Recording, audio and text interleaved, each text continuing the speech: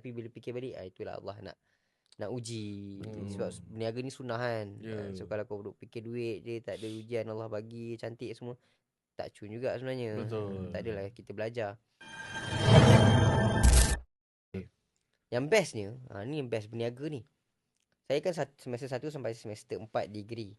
So pointer setakat sikit-sikit je lah, 3.2, 3.3. Nak dekan tu susah.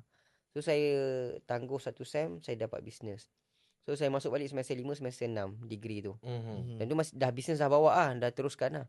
Masih teruskan. Bisnes yang sama lah. Wadi Coffee tu. Wadi Coffee lah. So masih waktu weekend kita balik, kita uruskan postage apa semua. Kita buat tentu Instagram je, tentu Instagram, Facebook. Kita buat kat dua platform je. Tentu Shopee, TikTok mana ada lagi. So online lah, online dah berjalan apa semua. Walaupun busy dengan business, busy dengan study semester 5, semester 6, tapi 2 semester terakhir itulah yang saya perform dekat study. Pointer memang 2 sem tu dekan. And semester last kot 3.96. Sikit lagi nak 4 flat lah. Okay. Jadi bila fikir balik kan, bisnes ni dia mendisiplinkan kita sebenarnya. Sangat mendisiplinkan kita. Sebab sepatutnya bila dah, yelah dengan bisnes, dengan belajar, patut makin teruk lah kan. Sepatutnya lah kan. Tapi sebenarnya balik. Kalau kita buat, kita teruk lah. Cubalah dulu. Lain. Cubalah dulu.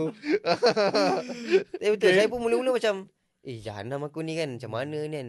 Tapi memang berlagi-lagi lah, sebab setiap weekend nak kena balik. Sebab bila kita terkejar-kejar dan kita ada tanggungjawab, sebab tentu kita dah ada bisnes, kita dah ada kereta, dah ada komitmen. Saya dah sewa rumah. Belajar kita tu dah sewa rumah kat PJ, belajar kat Bangi, nak simpan stok apa semua kan. So kita dah ada komitmen. So tentu tanggungjawab tu dah besar, dah mula ada rasa tanggungjawab kan. So kita betul-betul stabilize lah.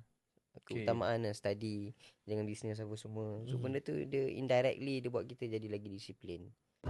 Bau tahan sampai 3 hari dekat sejadah, Masya Allah. Dapatkan wangian Raudhah dan Kasturi di Haramain dari bumi Madinah Al-Munawwarah.